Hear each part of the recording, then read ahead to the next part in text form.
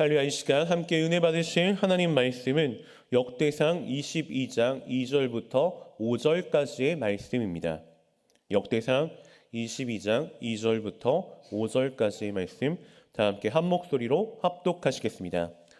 다윗이 명령하여 이스라엘 땅에 거류하는 이방 사람을 모으고 석수를 시켜 하나님의 성전을 건축할 돌을 다듬게 하고, 다윗이 또 문짝목과 거멀못에 쓸 철을 많이 준비하고, 또 무게를 달 수 없을 만큼 심이 많은 놋을 준비하고, 또 백향목을 무수히 준비하였으니 이는 시돈 사람과 두롯 사람이 백향목을 다윗에게로 많이 수운하여 왔습니다.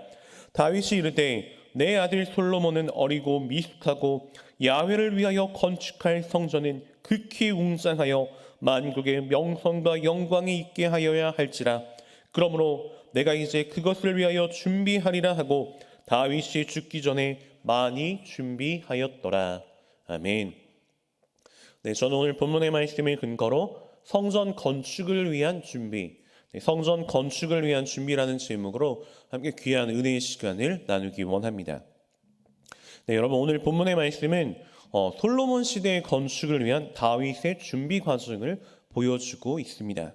자, 여기에 보면 다윗은 먼저 성전 건축에 필요한 재료들을 열심히 준비해 나가는 모습을 확인해 볼 수가 있습니다.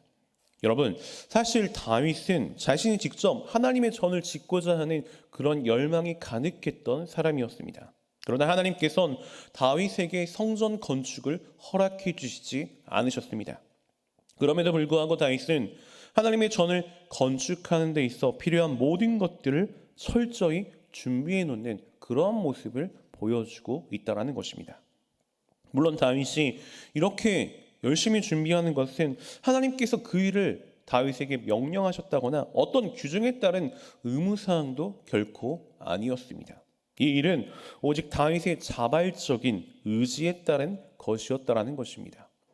즉, 다윗은 하나님을 진심으로 전심으로 사랑했기 때문에 비록 자신은 직접 성전을 건축할 수는 없었지만 하나님의 전을 기대하는 마음, 하나님의 전을 사모하는 마음으로 성전 건축에 필요한 모든 준비에 최선을 다했다라는 것입니다.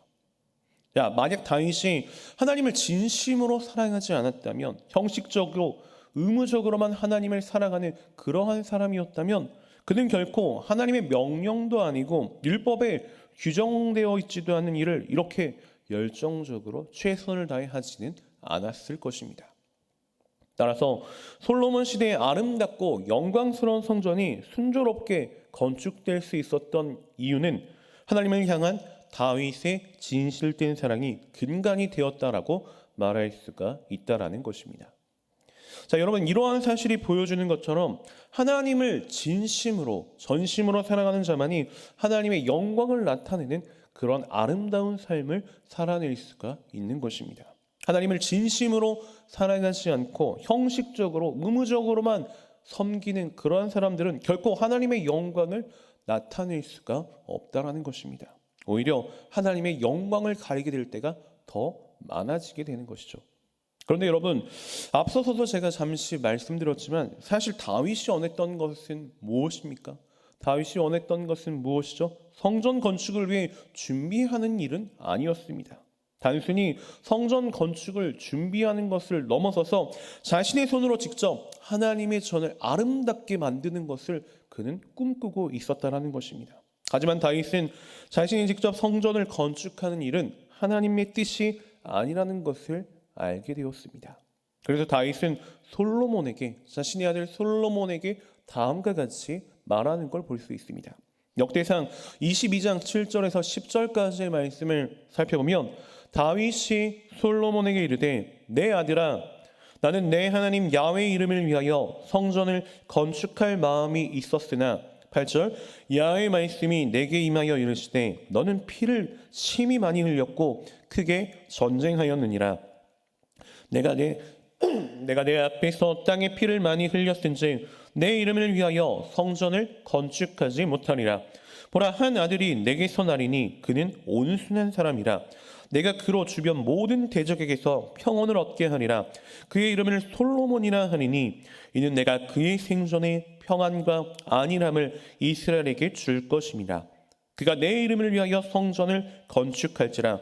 그는 내 아들이 되고 나는 그의 아버지가 되어 그 나라 왕위를 이스라엘 위에 굳게 세워 영원까지 이르게 하리라 하셨나니라고 말씀해 주는 내용을 우리가 확인해 볼 수 있습니다. 자, 여러분, 다윗은 자신이 직접 하나님의 전을 건축하는 것이 하나님의 뜻이 아니라는 것을 알게 되었습니다. 그래서 그는 자신이 직접 성전을 건축하려던 그러한 계획을 포기하고 솔로몬 시대에 지어질 성전을 바라보면서 그 준비에 있어 최선을 다했다라는 것입니다. 즉, 다윗은 하나님께서 원치 않는 일에 대해 계속해서 자신의 뜻을 고집하지 않고 오직 자신에게 허락하신 범위 내에서만 최선을 다해 하나님을 섬겼다라는 것입니다. 여러분, 이러한 다윗의 모습은 과연 어떻게 하는 것이 하나님께 대한 참된 봉사인지를 우리에게 보여주는 중요한 대목이 되는 것입니다. 다시 말해, 진정한 봉사, 참된 봉사란 자신이 원하는 일을 자신의 방식대로만 하는 것이 아니라 오직 하나님께서 원하시는 일, 하나님께서 바라시는 일을 하나님의 방식대로 행한다라는 것입니다. 여러분, 자신의 뜻을 자신의 방식대로, 자신의 마음대로 하는 것은 비록 그 일이 하나님을 위하는, 하나님을 사랑하는 동기에서 비롯된 그런 일이라 할지라도 하나님께 대한 진정한 봉사가 될 수가 없게 됩니다.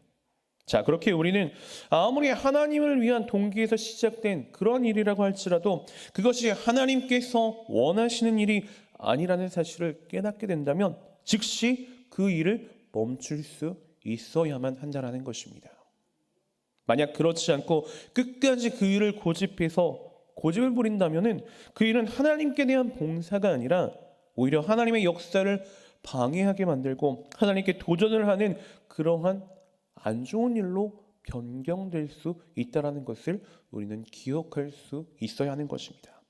여러분, 신약 성경에서 예수님의 수제자 베드로를 보면 예수님께서 대제사장들과 서기관들에게 고난을 받아 죽임을 당하고 3일 만에 부활하실 거라는 그러한 말씀을 듣고 그것을 막고자 예수님께 항변하는 그러한 내용을 우리는 확인해 볼 수가 있습니다. 마태복음 16장 21절에서 23절의 말씀을 확인해 보면 이때로부터 예수 그리스도께서 자기가 예루살렘에 올라가 장로들과 대제사장들과 서기관들에게 많은 고난을 받고 죽임을 당하고 제3일에 살아나야 할 것을 제자들에게 비로소 나타내시니 베드로가 예수를 붙들고 항변하여 이르되 주여 그리 마옵소서 이 일이 결코 주께 미치지 아니하리이다. 예수께서 돌이키시며 베드로에게 이르시되 사탄아 내 뒤로 물러가라. 너는 나를 넘어지게 하는 자로다. 내가 하나님의 일을 생각하지 아니하고 도리어 사람의 일을 생각하는도다 하시고라고 기록된 말씀을 확인해 볼 수 있습니다. 여러분, 베드로의 항변은 분명 하나님의 아들이신 예수님에 대한 사랑과 충성에서 비롯된 말이었습니다. 그럼에도 불구하고 예수님께서는 뭐라고 말씀을 하셨습니까? 베드로의 이러한 모습을 칭찬해 주신 것이 아니라 격려해 주신 것이 아니라 오히려 사탄아 내 뒤로 물러가라. 너는 나를 넘어지게 하는 자로다.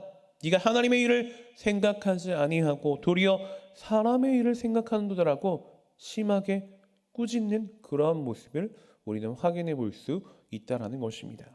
여러분, 예수님께서 살아가는 제자 베드로에게 왜 이와 같이 강하게 꾸짖으셔야만 하셨을까요? 왜냐하면 베드로가 항변하는 이 내용이 하나님께서 원하시는 그러한 내용의 말이 아니었기 때문입니다. 즉, 하나님께서 원치 않은 일은 하나님의 일이 아니라 사탄의 일이고 그와 같은 일을 행하는 것은 봉사가 아니라 하나님의 일을 방해하는 것이기 때문이었기 때문입니다. 그런데 여러분, 자, 오늘날 많은 신앙인들을 하나님을 위해서 봉사하겠다고 하면서도 하나님의 뜻을 제대로 살피지 않을 때가 너무나도 많이 일어나고 있습니다. 그런데 이러한 일들은 하나님을 위한 참된 봉사가 될 수 없다는 사실을 우리가 분명히 알아야 하는 것입니다. 그렇기 때문에 여러분, 우리가 진정으로 하나님께 봉사를 드리기 원한다면, 진정한 봉사의 삶을 살기 원하신다면 먼저 하나님의 뜻이 무엇인지, 하나님께서 바라시는 것이 무엇인지 그것부터 자세히 살필 줄 알아야만 하는 것입니다. 그래서 우리 자신이 내가 원하는 것이 아니라 하나님께서 원하시는 일을 하나님께서 원하시는 방식으로 최선을 다해 임해야만 한다라는 것입니다. 바로 그것이 하나님께서 받으시는 참된 봉사가 될 수 있다라는 것입니다. 자, 다시 본문으로 돌아와 본문 2절의 말씀을 살펴보면 다윗이 성전 건축을 위해서 이스라엘 땅에 우거하는 이방 사람들을 모으고 그들로 하여금 성전 건축을 위해 필요한 자재들을 준비하고 다듬도록 지시하는 그런 내용이 나오고 있습니다. 본문 역대상 22장 2절의 말씀을 살펴보면 다윗이 명령하여 이스라엘 땅에 거류하는 이방 사람을 모으고 석수를 시켜 하나님의 성전을 건축할 도를 다듬게 하고라고 말씀해 주는 내용을 볼 수가 있습니다. 여러분, 본문에 나오는 이방인들은 이스라엘 백성들이 가나안 땅에 들어온 이후로 하나님을 받아들이고 이스라엘 백성의 일원이 된 가나안 원주민으로 볼 수가 있습니다. 이들의 이처럼 성전 건축을 위한 자재 공급과 관련되어서 투입된 것은 이스라엘 백성들보다 더 나은 건축 기술을 보유하고 있었기 때문인 것입니다. 이러한 본문의 내용을 통해서 우리는 다윗이 성전 건축이라고 하는 엄청난 사역을 어떤 방식으로 이룩하고자 했는지 그 단면을 확인해 볼 수가 있게 되는 것입니다. 그는 선한 일을 이룩함에 있어서 각각이 가진 재능과 은사가 있으며 이를 올바로 활용하고 적재적소에 분담을 시켜야만 한다는 것을 정확하게 분명하게 알고 있었다라는 것입니다. 즉 다윗은 이 같은 재능과 은사에 따라 사역을 분담시켰을 때 효과적인 사역의 열매가 맺힐 수 있다라는 것을 알고 있었다라는 것입니다. 여러분, 오늘 말씀에서 다윗이 올바른 신앙을 가지고 있고 재능까지 겸비한 이들을 이방인이라고 해서 소외시키고 이스라엘 자손에만 속했다고 해서 재능도 없는 이들을 불러와 직무를 맡겼다고 한다면 어떻게 되었을까요? 영광스러운 하나님의 전을 짓는 데 있어 큰 차질이 분명히 일어났을 것입니다. 그러는 다윗은 그들이 본문에 언급된 것과 같이 사역의 적임자라고 생각한 그러한 이들을 발탁했습니다. 아울러 본문에는 자세히 기록되어 있지는 않지만 이들이 이 일에 전념할 수 있도록 후원과 신뢰를 아끼지 않았을 것입니다. 이러한 본문의 내용을 통해서 우리는 무엇을 깨달을 수 있습니까? 우리의 교회가 사람들을 올바로 조직하고 또 배치해서 마땅히 있어야 할 곳에 섬기도록 하는지를 면밀히 돌아보아야 한다는 것입니다. 왜냐하면 은사를 가진 자가 그만큼 아름답고 귀한 사역의 열매를 거둘 수가 있기 때문인 것입니다. 자, 계속해서 본문 3절에서 4절의 말씀을 보면 하나님의 전을 건축하기 위해 문장목과 거멀못에 쓸 철을 많이 준비하고 또 무게를 댈 수 없는 심이 많은 놋과 백향목을 무수히 준비했다라고 하는 내용을 확인해 볼 수가 있습니다. 본문 역대상 22장 3절에서 4절의 말씀을 살펴보면 다윗이 또 문장목과 거멀못에 쓸 철을 많이 준비하고 또 무게를 댈 수 없을 만큼 심이 많은 놋을 준비하고 또 백향목을 무수히 준비하였으니 이는 시돈 사람과 두롯 사람이 백향목을 다윗에게로 많이 수운하여 왔음이라고 말씀해주고 있는 내용을 확인해 볼 수 있습니다. 자, 여러분, 여기서 우리가 특별히 주목해 보아야 할 사실은 다윗이 단지 백향목과 값이 비싼 재료뿐만이 아니라 문장목과 거멀못에 쓸 철과 같이 부수적이고 하찮아 보이는 재료까지도 빠짐없이 철저하게 준비했다라는 것입니다.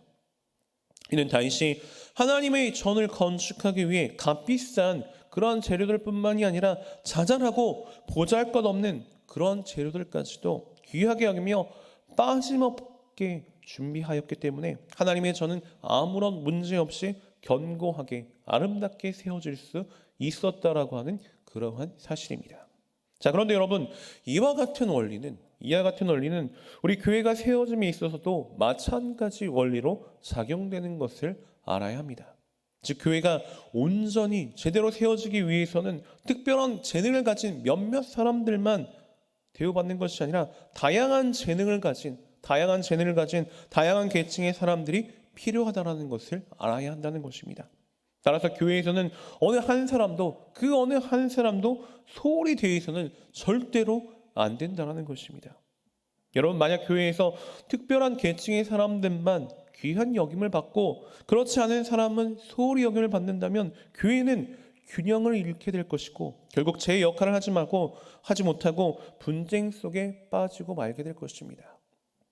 사도 바울은 이와 같은 교회의 특성을 사람의 신체에 비유하며 설명해 주었습니다.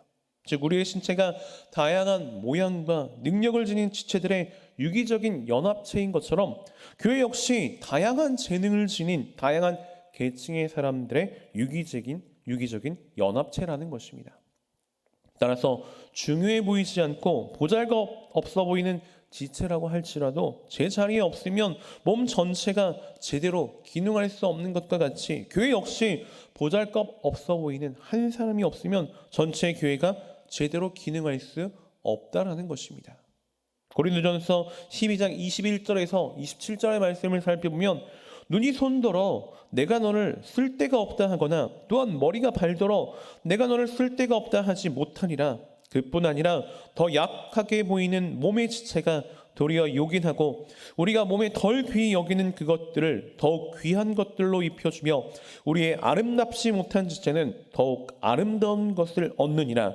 그런즉 우리의 아름다운 지체는 그럴 필요가 없느니라. 오직 하나님의 몸을 고르게 하여 부족한 지체에게 귀중함을 더하사 몸 가운데서 분쟁이 없고 오직 여러 지체가 서로 같이 돌보게 하셨느니라. 만일 한 지체가 고통을 받으면 모든 지체가 함께 고통을 받고 한 지체가 영광을 얻으면 모든 지체가 함께 즐거워하느니라. 너희는 그리스도의 몸이요 지체의 각 부분이라. 아멘. 여러분, 교회에서 없어도 좋을 만큼 소중하지 못한 그런 존재는 단 한 사람도 없습니다. 교회를 이루는 한 사람 모두가 소중하고 보배 같은 그러한 존재라는 것입니다. 때로는 우리의 입술로 저 사람은 정말 없으면 좋겠다라고 말할 때가 있습니다. 하지만 그러한 사람까지도 하나님께서는 교회를 세우기 위해 우리 가운데 두신 사람이라는 사실을 우리가 분명히 깨닫고 더욱 사랑하며 섬길 수 있어야만 한다는 것입니다. 계속해서 본문 5절의 말씀을 보면 다윗이 성전 건축을 위해 준비한 이유가 나오고 있습니다.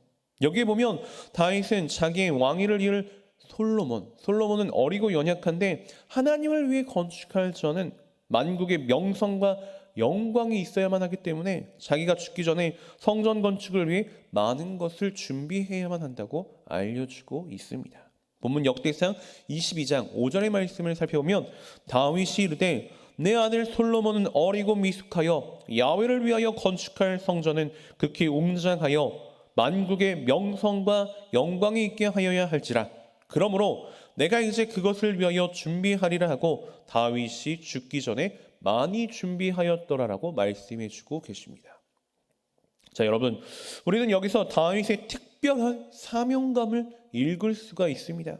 즉 다윗은 자신의 어리고 연약한 아들이 만국 백성에게 영광을 얻을 만큼 성전을 건축하기 위해서는 자신이 미리 성전 건축을 위해 준비해 두어야만 한다는 특별한 사명감을 가지고 있었다는 것입니다. 만약 그가 생전에 이와 같은 준비를 제대로 철저히 해두지 않았다면 젊고 경험이 없는 솔로몬으로서는 아름다운 성전을 제대로 건축할 수가 없었을 것입니다. 그래서 하나님께서는 다윗에게 비록 다윗이 직접 성전을 짓지는 못하게 하셨지만 성전 건축을 준비하는 이러한 일은 허락하시고 그에게 사명감을 가질 수 있도록 만들어 주셨다는 것입니다. 자, 그런데 여러분, 하나님께 부름을 입은 모든 자들에게는 이와 같이 반드시 이루어야만 하는 사명이 있습니다.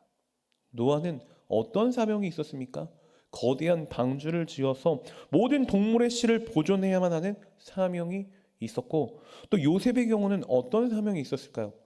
기근에 빠진 애굽 일대의 사람들의 생명을 보존해야 하는 그러한 사명을 갖고 있었습니다. 모세는 이스라엘 백성들을 이끌고 나와서 애굽에서 이끌고 나와서 가나안 땅까지 인도해야 하는 그러한 사명이 있었고, 여호수아는 이스라엘 백성들을 이끌고 가나안 땅을 정복하고 그들에게 땅을 분배하는 그러한 사명이 있었습니다. 자, 이제 신약으로 넘어와서 침례 요한에게는 어떤 사명이 있었습니까? 주의 길을 예비하는 그러한 사명이 있었다는 것입니다. 자, 여러분, 이들뿐만 아니라 성경에 등장하는 모든 하나님의 일꾼들에게는 그들이 죽기 전에 반드시 이루어야만 하는 일생일대의 사명이라고 하는 것이 있었습니다.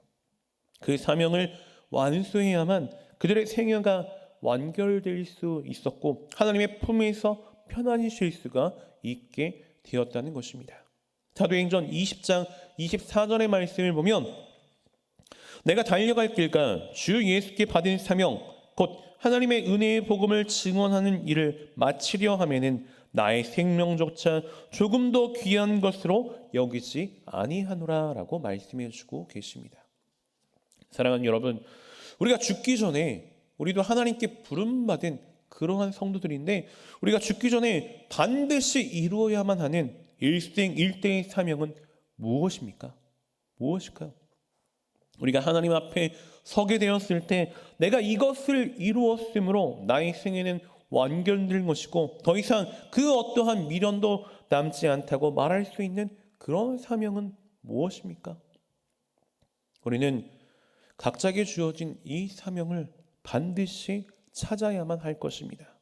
그리고 우리에게 남은 생애를 오직 이 사명을 이루는데 최선을 다해야만 할 것입니다. 하나님께서 우리에게 맡겨주신 사명을 발견하고 이를 위해 최선을 다해 헌신할 수 있는 저와 여러분, 우리 모두가 되시기를 주님의 이름으로 소원하고 축복하며 말씀을 마치겠습니다. 기도드리겠습니다. 할렐루야. 사랑과 자비가 풍성하신 참 좋으신 하나님, 오늘도 말씀을 통하여 깨달음을 주시니 감사드립니다. 오늘 다윗의 성전 건축을 위한 준비의 과정들을 보면서 우리가 하나님의 뜻을 온전히 깨달을 수 있는 은혜를 허락하여 주옵소서. 또한 하나님께서 우리에게 맡겨주신 사명을 발견하고 그것을 위해 최선을 다해 헌신할 수 있는 귀한 주님의 도구로 쓰임받을 수 있도록 주님 저희를 인도하시고 축복하여 주시옵소서. 거룩하신 하나님, 이제 또 저희가 정성껏 준비한 예물을 주님 앞에 드립니다.